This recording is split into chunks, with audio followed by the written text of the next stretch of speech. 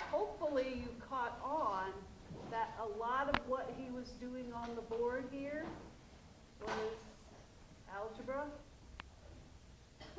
just rearranging formulas, making them different. Okay? So if you didn't get all of those steps in between, that's okay. What I will do is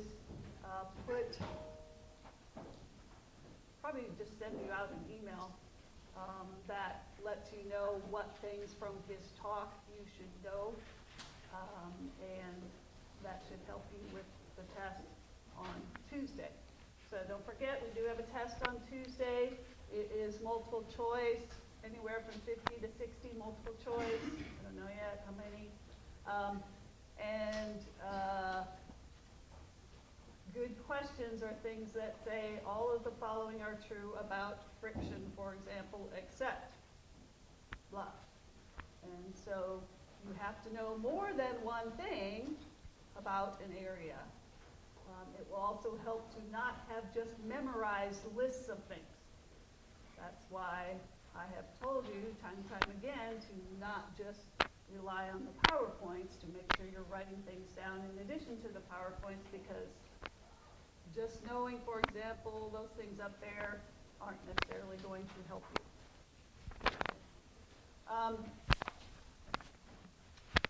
Make sure you come with number 2 pencil so that you can fill in the blank dots.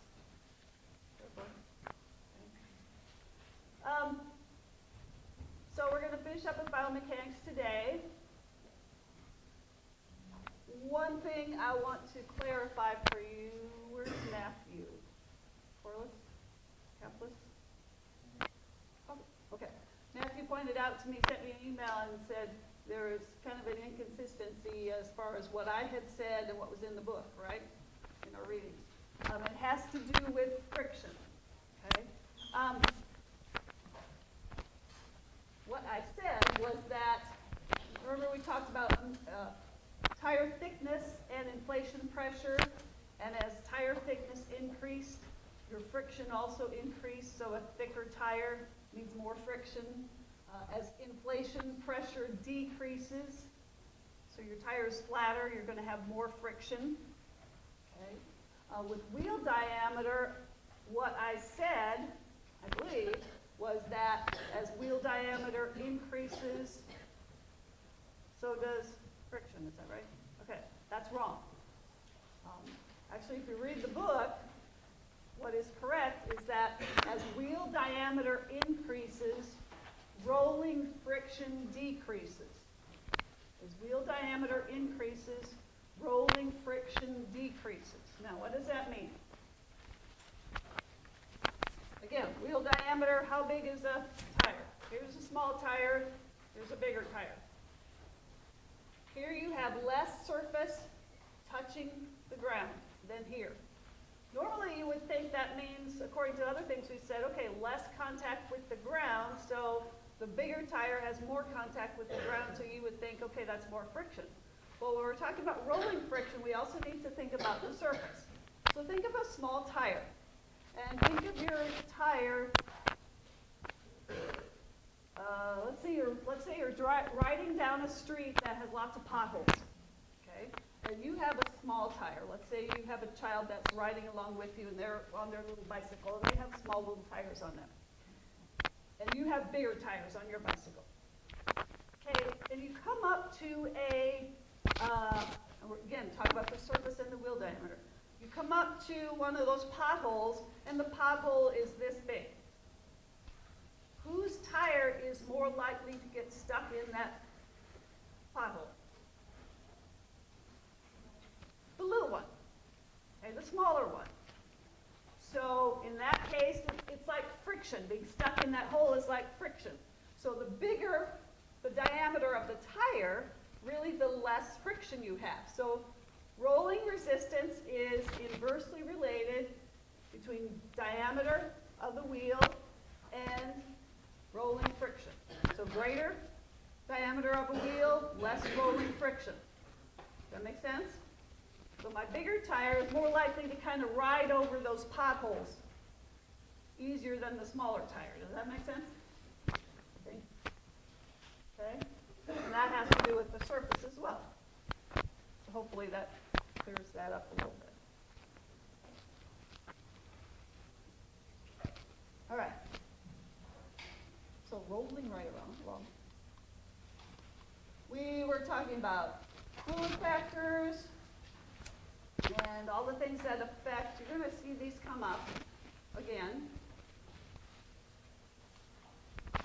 Last we were talking, last Thursday, was about velocity of a ball or an object and how that affects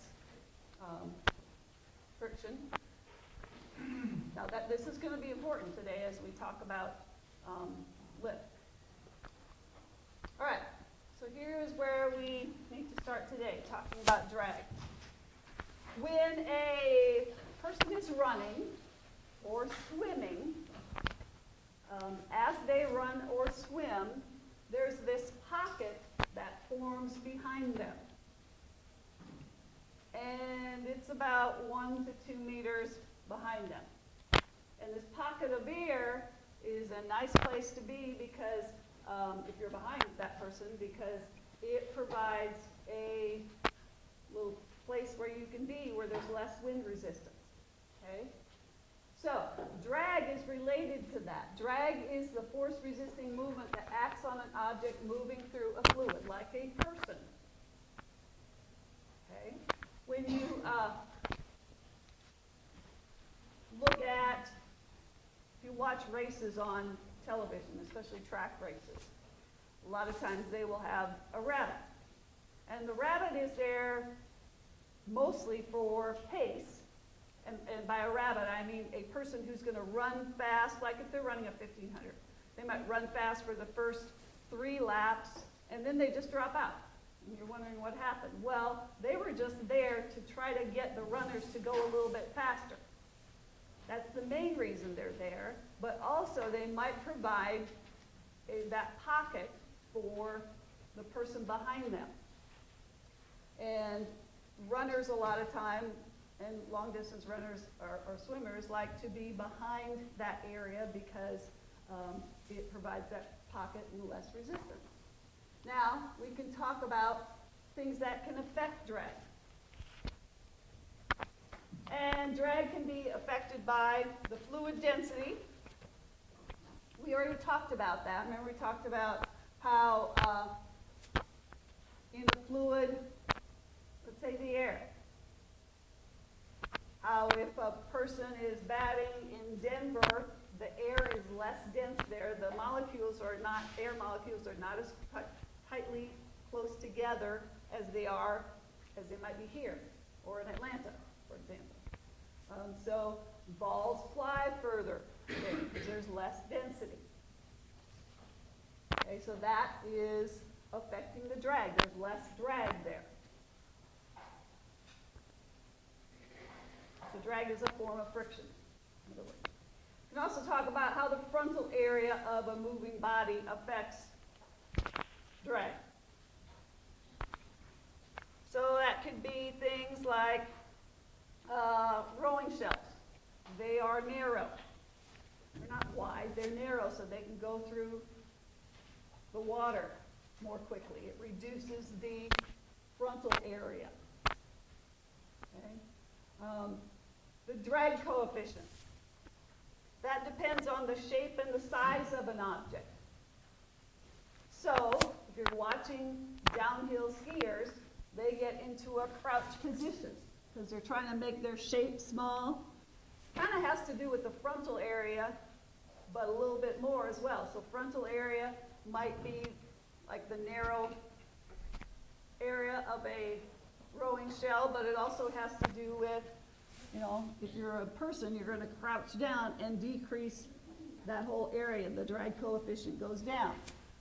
What are some other places where you see things that where you're trying to decrease you are changing the shape and size of an object to decrease the drag coefficient in sport or other places?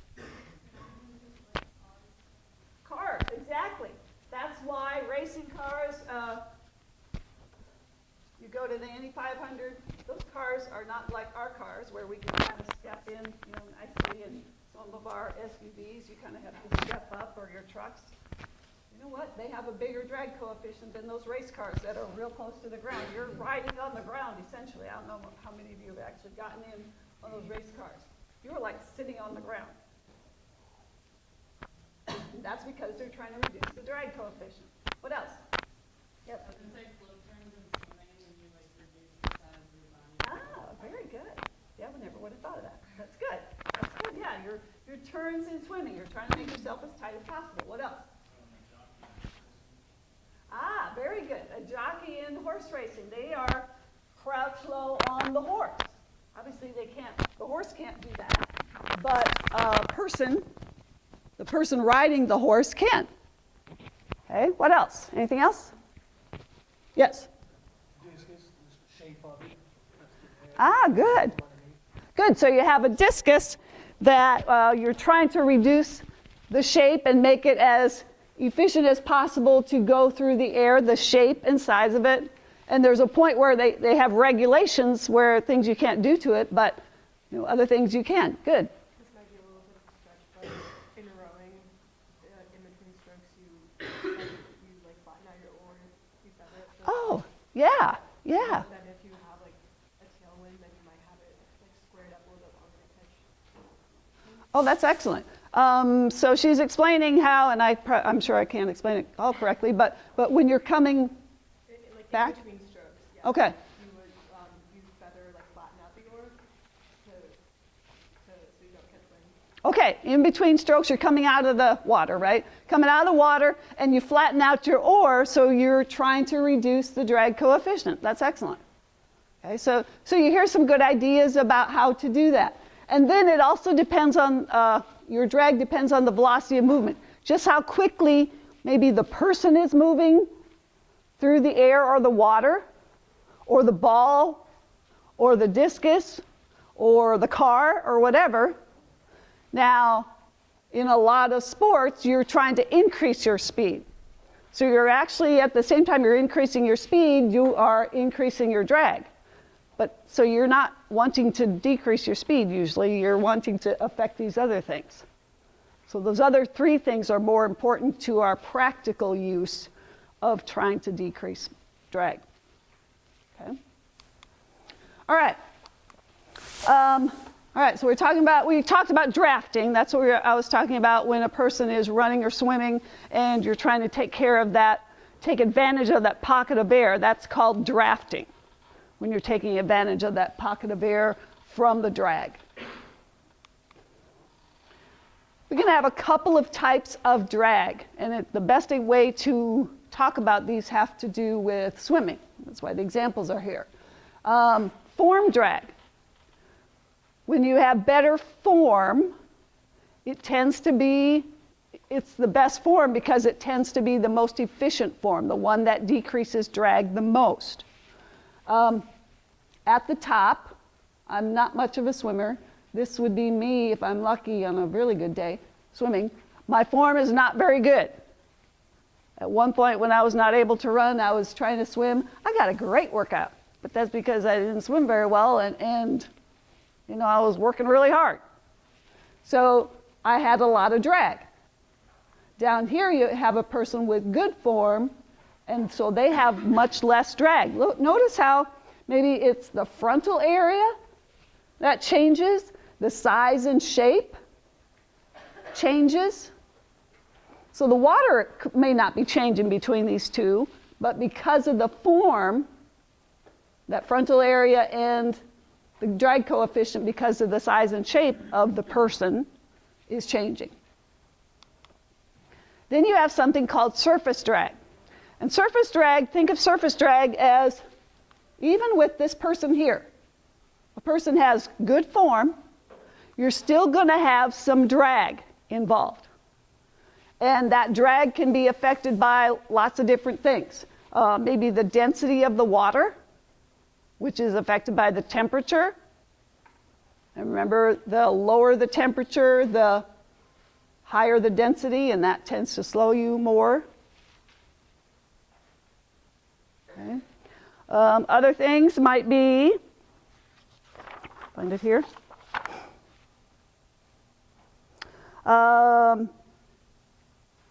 Body surface area, which kind of goes with that. Velocity of the swimmer, that affects it. But this is why, even if you're a good swimmer, a great swimmer with great form, our swimmers will wear caps, they'll shave themselves, they'll wear skin-tight swimsuits to make sure the drag is decreased as much as possible.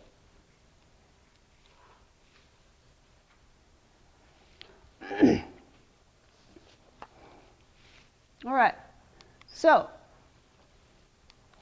to me this is one of the most fascinating things in biomechanics, and that is how we can use our knowledge about fluid force to explain things like the curveball in baseball or bending the ball in soccer. And to do that, we need to talk about what lift is,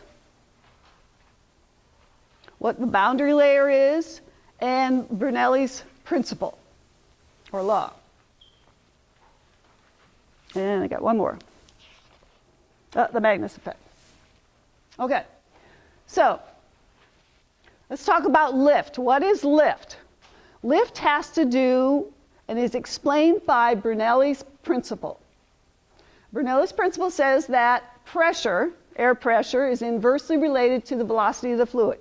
So as the velocity of a fluid gets higher, as velocity increases, air pressure decreases. That's what inverse means. As velocity increases, velocity of the air increases, the pressure will decrease. Okay. One of the best ways to help understand that has to do with looking at an airplane. Many of you, most of you, ridden in an airplane. If you ever stop to think about it, here's this really, really heavy object that gets going along on the ground, and then all of a sudden it's up in the air and you're flying goodness knows where. And then you look down and you think, how in the world are we staying up in the air? Well, it has everything to do with lift. So, airplanes, if you look at them, their wings are shaped kind of like this. And when a wing is shaped like that, what happens is that here, the wing is going this direction, you're flying this direction. The air, then, of course, is going this direction. And because of the shape of this wing, as air goes over the top of the wing, the air is moving faster than over the bottom of the wing. So, faster velocity up here, slower velocity here. Again, faster velocity on top, slower velocity on bottom. Because of a faster velocity up here, that means inversely related, so pressure is lower up here than down here. That's why you get the plus and the minus. So higher pressure down here because velocity of the air is less.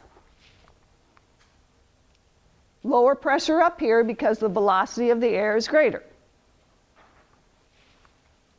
And what happened, lift, when you have this situation of higher pressure and lower pressure, it lifts, moves something toward the direction of the lower pressure. That's what causes the airplane to get up into the air, because of this higher pressure under the wings.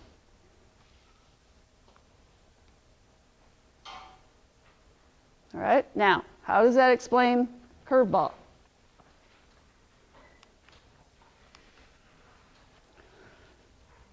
When a person throws a curveball or kicks a soccer ball, as the ball is traveling through the air, there's this boundary layer of air that forms around the ball. It's just a thin layer, as it says, thin layer of fluid created by an object as it moves through a fluid. The fluid being air in this case. Okay, so here's this boundary layer of air. We're going to look at it in two different ways. On this diagram and then this one. This is the one that's in the book. This is what I found that to me is easier to understand. So let's try the one in the book first. Okay, so pitcher is over here, pitching in this direction. And this boundary, as they throw the ball's traveling through the air, the boundary layer is formed. Okay, so here's the boundary layer. Now, as you're flowing, as the ball is going this direction.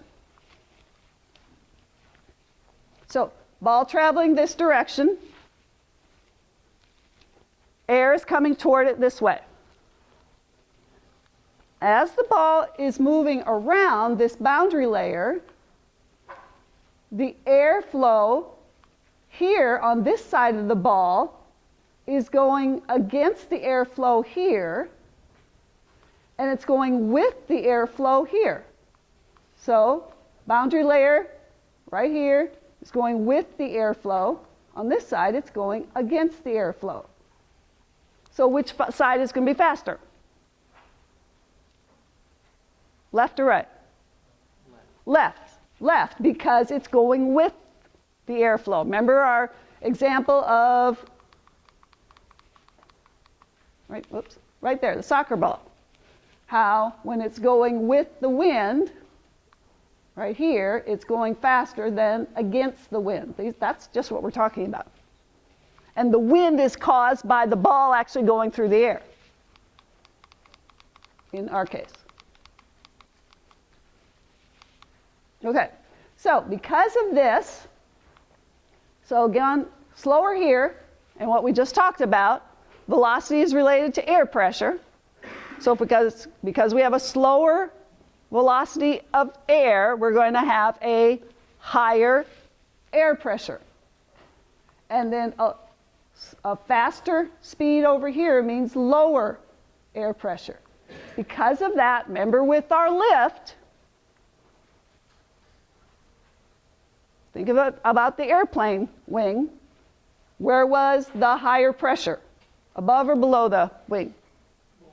Below. It was pushing you up toward the lower pressure. So in this case, it's going to push this direction because it's pushing from the higher to the lower direction. Here's higher pressure, here's lower. It's going that direction. Okay? Over here, again, to me this is easier to understand. Here's the ball being thrown this direction. So from this direction here. Here's the pitcher. Here's our catcher. Here's our boundary layer. Here's how the ball is rotating. Here's the air, the boundary layer flowing against the velocity of the air here. So this is slower. No, that's faster. Sorry. It's going with the air pressure here. Nope, I was right. Going slower here, sorry. Slower on top.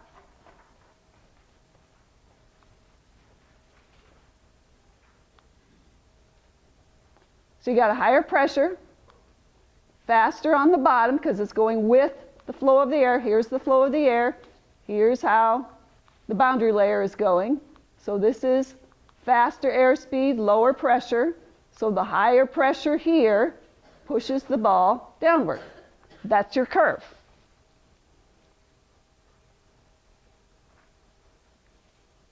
Right?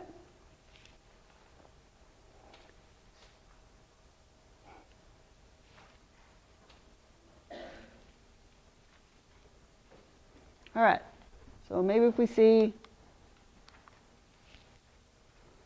a couple of examples. We're going to look, the first video is talking to a pitcher and talking to somebody who's explaining this. Sorry, they're from Ohio State, but Purdue doesn't have a video of this. We'll have to make one.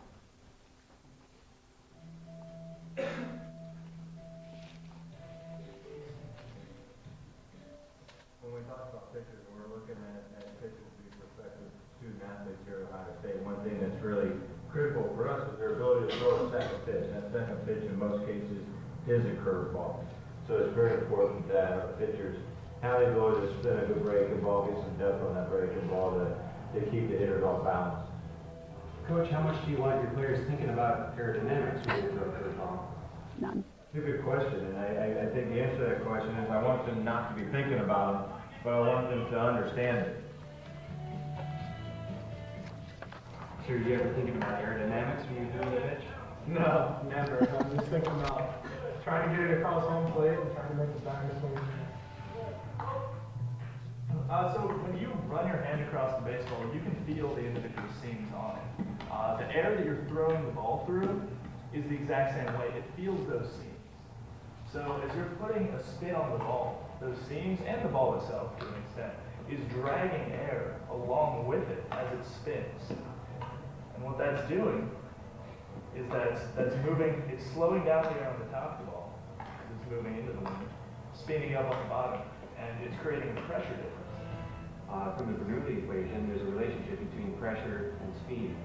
And so that Bernoulli equation tells us the lower speed air on the top is going to have higher pressure, and the higher speed flow on the bottom is going to have lower pressure. You got high pressure and low pressure that causes the ball to drop, which makes that curveball break. And another word for that is the Magnus effect. German engineer back in the 1800s first discovered this, where you've got the spinning ball or a spinning cylinder having that high pressure on top and the low pressure on the bottom. That's the basics of a curveball from an aerodynamic standpoint. Not that I could ever throw one. You hold the curveball like this with your middle finger on the base, you really put pressure on that, and you throw it just like a fastball, but at the last second you want to flip your wrist over and really get some flick so the ball's spinning forward and then dropping off at the last second, so it's just flicking your wrist. So you actually create the spin, but then aerodynamics takes over and does the rest of the work. Yeah, I guess so. I guess it does work like that. Never really thought about it.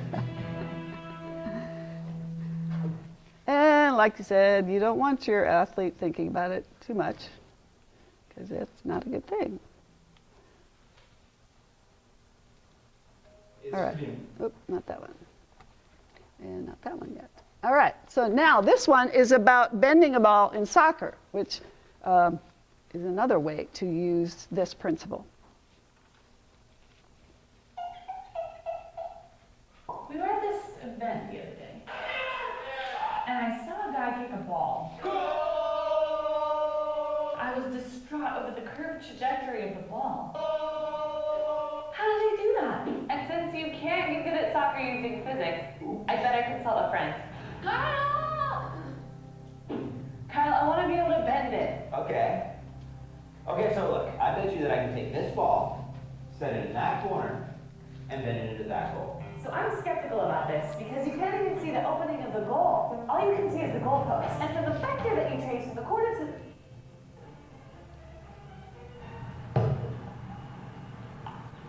It's magic! No, it's physics. Do it again. Ah.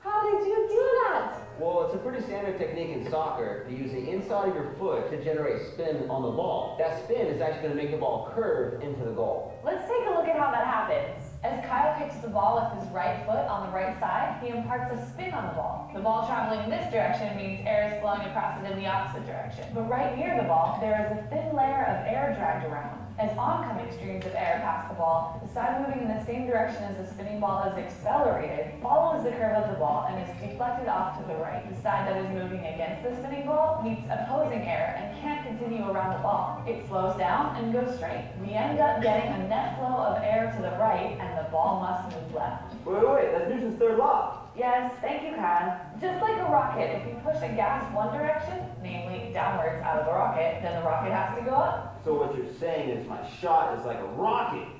Yes. Thank you, Kyle. Like a rocket, as the air moves in one direction, the ball has to go the other direction. Also, since the air is slowing down on the right side, you get a buildup of air, which creates a higher pressure on that side and pushes the ball to the left. There you go. The airflow is extremely important. You could not make this kick in a vacuum. It's not some weird thing the ball does to itself to curve. You need air flowing across the ball to push the ball. This is called the Magnus effect. So you can use this phenomenon to do all sorts of shots in soccer. As we already saw, I can use the inside of my foot to make the ball curve left. I can also use the outside of my foot to make the ball spin the other way, and then it curves right. If I wanted to, I could even hit the bottom of the ball, give it backspin, and send it up into the air. With a backspin, it's actually going to curve upwards. Finally, if I want to get real tricky with it, I can put no spin on it at all, like a knuckleball. When this happens, you get turbulence, unpredictable on both sides of the ball, and the keeper doesn't know where it's going. Should we try the knuckleball? That one's going to be a little tougher. That's the physics of soccer. Thank you for your help, Kyle. If you want to see some videos of some incredible soccer players bending the ball, check out these links.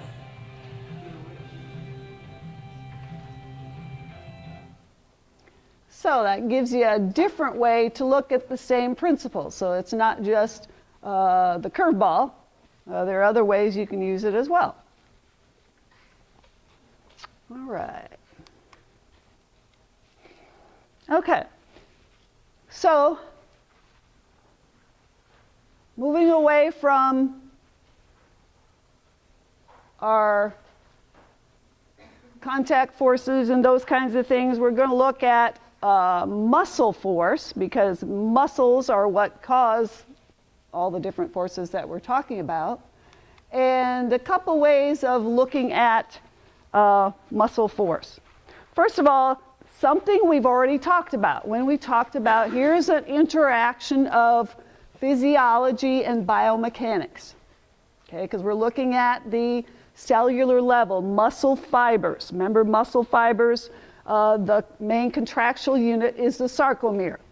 Sarcomere has actin and myosin filaments in it. Which one are the thick ones? The myosin, because that's the longer word, more letters to it. That's how I remember it. Okay, so in the muscle force relationship, muscle force length relationship, again, something we've already talked about. If your muscle, whoops, down here, here's the sarcomere length, and down here is a very, very short sarcomere. Here is a very long sarcomere. You can see right here there's a lot of overlap, and on this side there's no overlap, and they're way far apart, the actin and the myosin. Okay. No cross bridges can form here. Here we got all types of cross bridges. But on this side we see how much force is created by the length, according to the length of the sarcomere. So you see down here at very short and very long lengths of the sarcomere, there's no muscle force. Okay? Think about holding a box. Usually about right here is a good place to hold a box. If you get out here, that's not very efficient. If you get in here, that's not very good. It's kind of right in here, that middle length.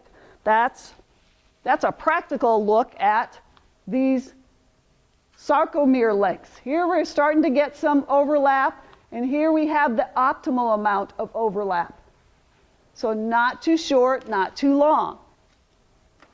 That's what causes the most optimal level of force.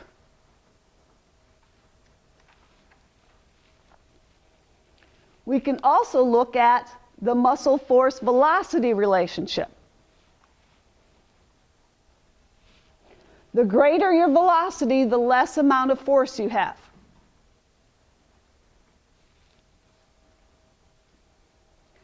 Now, what type of contraction do we call one where there is no velocity? Isometric, exactly. Okay? And there you have the most force, but they're not practically as useful in sport and in everyday life, isometric contractions. Okay, you got a lot of force there, but they're not very good for us to use. And then you can think of, this is something for those of you who are thinking about going into personal fitness training, helping people in that way. I see people doing this all the time. You go into weight rooms and you see people lifting weights as fast as they can. They're going too fast. The greater the velocity, the less force. Slow down a little bit, Move through the entire range of motion, and you're going to get better strength development. And this is part of what happens. Now, the reason why with less force you have, with less velocity you have greater force has everything to do with the amount of cross bridges that can form. When you're doing an isometric contraction, your muscles have all sorts of time to form those cross bridges. When you're going faster, they have less time to form the cross bridges.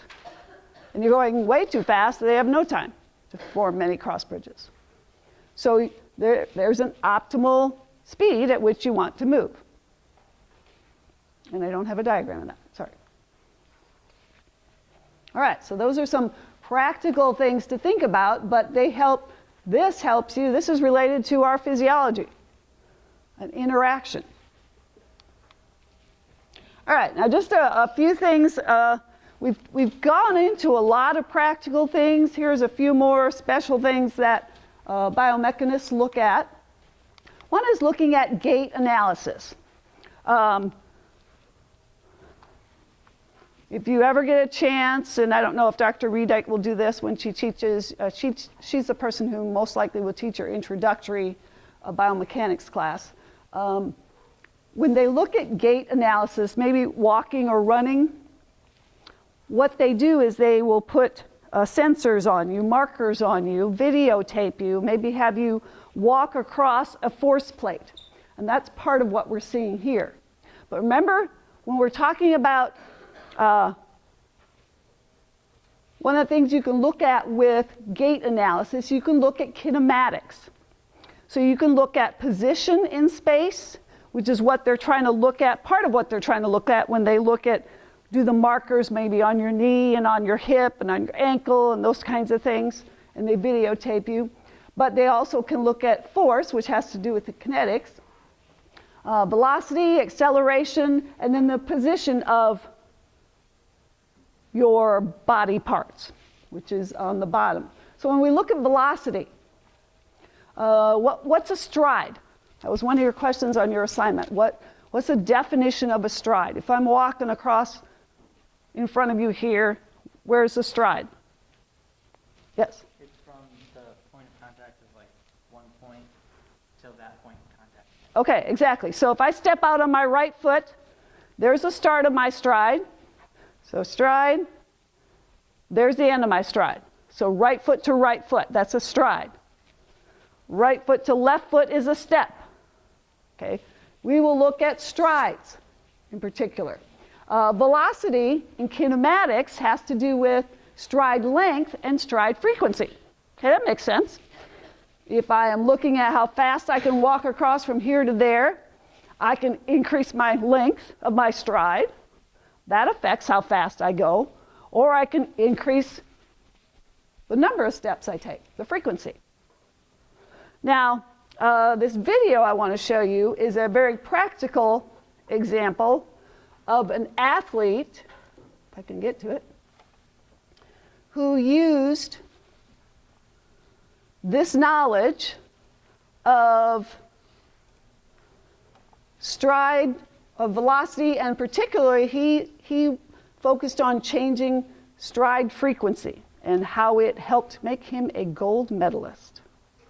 And this is Billy Mills. I like this video because he's the only gold medalist ever, I think, in the Olympics from my home state, maybe in track and field, in South Dakota, Native American. I come down to September 5th, 6 weeks before the games. And once again, I put running the 10,000 meters. I'm in great shape, starting to have a strong finish, take some easy strides from here on out. I'm ready for a 28-25 10,000 meter run in Tokyo. Part of what he talks about too is his imagery. I use this video when I do sports psychology too. The subconscious mind cannot tell the difference between reality or imagination. Billy Mills created the greatest upset in Olympic history when he won the 10,000 meter event. And yet, he had planned how to win this race with clockwork precision for 4 years. For me, it was a form of self-hypnosis, and I visualized dozens of times a day and I started with my workout book. And so this particular notebook, as I got closer to the games, this was the summer of 1964, I believe in August, I put down in great shape, must believe I can run with the best in the world now, and I can beat them at Tokyo. The problem he faced was how to improve his best time by almost 2 minutes. Now, how do you improve almost 2 minutes? And it's just too phenomenal within in terms of 2 minutes or a minute and 50 seconds. So I just went to the simplest form of something I thought I could believe. Once around the track, 25 laps, I felt I just had to put forth that much more effort, a lap, and that's 25 seconds. To improve 50 seconds, each lap I had to stay on top of the intensity of my pace just. That's 50 seconds. So he's talking about stride frequency there. 2 laps to go. I'm on Ron Clark's shoulder, and Ron looked back. My thoughts were, oh my God, he's worried. If I can just stay with him, I have a chance. I have a chance. We go into the last lap, I go into boxed in, perfectly boxed in. He nudged me a little, I nudged him back, and he gently put his hand under my elbow and just pushed me out. I thought I was going to fall. I ran out, stumbled, I closed back on his shoulder, completely continuously broke between us. At that point, I was going to accept third place. Coming off the final curve, I could not hear any noise at all. I could hear the throbbing of my heart. I could hear the heartbeat pounding. I could feel a tingling sensation creeping down my forearm. My vision coming and going, but my thoughts changing from one more try to I can win, I can win, I can win. I could see the tape switched across the finish line. 30 yards to go, my thoughts became over and over again. I won, but I'm still in third place.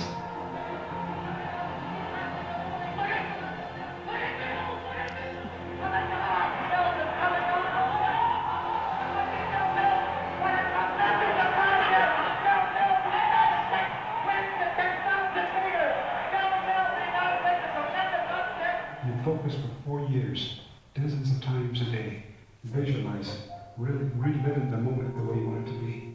And then you win. That one fleeting moment, you know you're the very best in the world.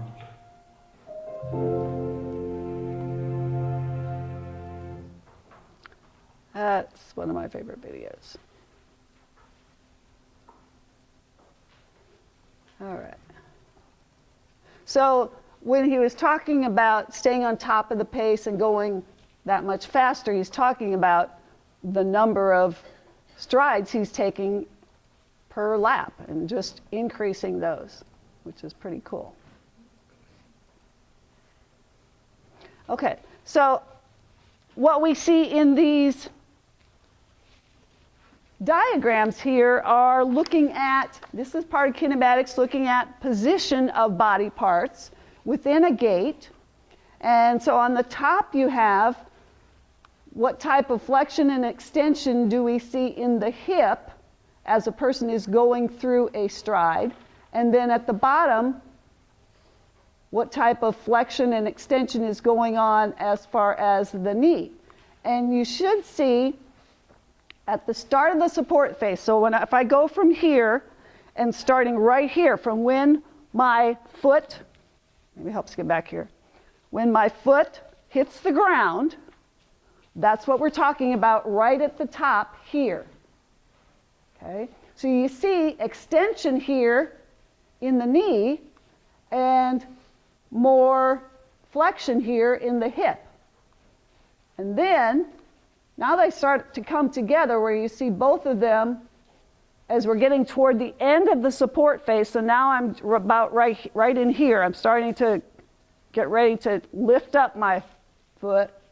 Now we start to see more extension in both the hip and the knee, starting as I start to lift my hip and knee, my foot, we start to see more flexion in both the hip and the knee, and then the knee drops off to extension more quickly in that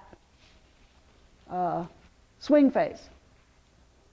And that's part of what biomechanists look at. They might look at somebody who's had knee surgery or hip replacement, and how does that affect what's happening here? And then they can use that information to help make adjustments in the person's training, for example. Okay. So here's a look at the forces. So now we're talking about kinetics. All right, before we were looking at kinematics. Here we're talking about kinetics, ground reaction forces, with a stride as far as running, not just a stride. And not exactly what's over here. I guess the forces. But you can see the differences in the forces here. There's much more force when you are running than there is in walking. But the duration for walking, you're on the ground longer with walking, so that's going to last a little bit longer with one time that your foot comes down. So, but you see the same sort of force happening. Here's a spike. Here's the spike with walking. It decreases a little bit, just like you have a decrease here. Then you have an increase here, just like you have a decrease there. And then it drops off when you are in the air. So the same sort of thing is happening, just longer period with the two differences. Longer period with the walking, greater forces with the running, as we talked about before. And this is what biomechanists look at when you are running across that force plate or walking across that force plate that Dr. Reedike might have you doing. Okay. Now, some practical things that biomechanists have looked at as far as cycling. One is they looked at how much power is produced when you are cycling in each leg. Okay?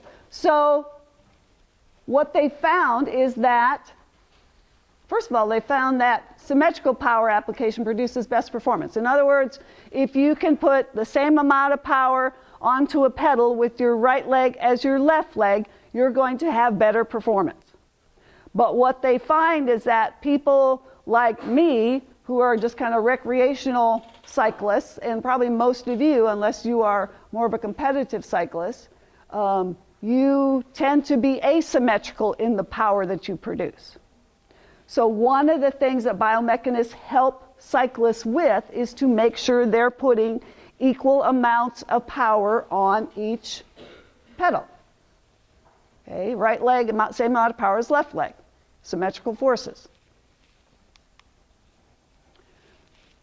This diagram shows the amount of force that is applied through a crank revolution. So you start with your foot on top of the pedal at the top of the rotation. So your leg is up here, pedal's down there. And now you start to push downward. You can see that up here, there's very little. The arrow's pointing down here. That shows the amount of force. So bigger arrow means more force. So right up here, you don't see any force. So just about at the top, no force, no force. Now you're starting to come down. The forces increase. Here we see the greatest increase right in here. And then now you get at the bottom and you start to come up. You see how the arrows get smaller, so the forces decrease. And you can feel that as you're cycling. Okay. So that's another thing that biomechanists have looked at.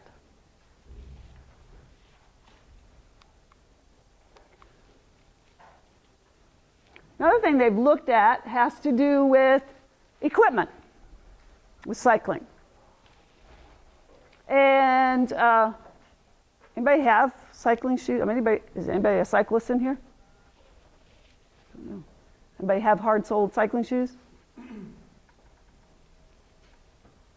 I remember just after college, I visited a friend in Minneapolis. We were going to make like a 50-mile bike trip from Minneapolis, outside of Minneapolis, and stay overnight there and then cycle back. Well, I had my old clunky bicycle and my running shoes.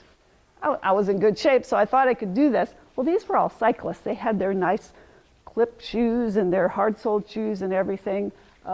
They were getting much more, they were more efficient with their power than I was, most definitely, especially with my lack of training. But what they find is that with hard-soled shoes, when biomechanists look at this, they found that they produce force over a larger area. So when you have a nice hard-soled cyclist shoe, you're getting more force pushed on that cycle pedal than when I'm using my running shoes. Okay, those soft-soled shoes don't do much for force. And they've looked at how much hardness is needed in the shoe versus, how soft can I let it be and still be comfortable. And so they keep looking at that kind of thing with the shoes. We've also looked at seat tube angle. Here is your seat tube. Wanting to find out what's the best angle to get the most power on those pedals. And they found that 75 degrees is pretty close to the optimum level. So all these things are helping people become better at their cycling, faster at their cycling, more efficient with their cycling, which is pretty good. And then your best pedaling cadence, they found, remember speed of the muscle force velocity relationship. If you're too slow, you're not going to get anywhere, but if you're too fast, you're starting to lose power. So they've looked at what would the best cadence be, and here's what they found, somewhere between 80 and 110 revolutions per minute. We have a recumbent bicycle in our basement, and it shows what is the best pedaling cadence, and honestly for me, I'm not very good. I'm probably around 70. I try to keep it at 70. So I'm not doing as well as I could. Maybe it's different for recumbent bicycles, I don't know.